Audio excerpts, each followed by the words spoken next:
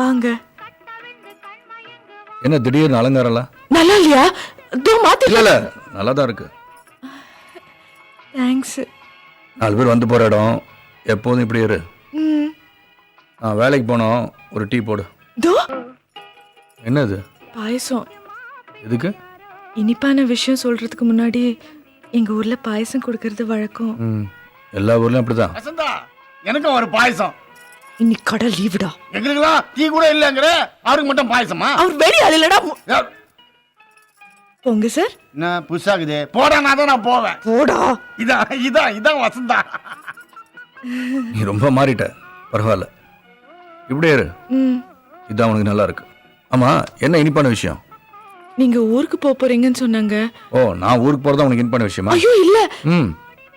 எப்ப போறீங்க? 1 வாரமோ 2 வாரமோ, வீடு முடிஞ்சோன்னா போயிடுவேன்.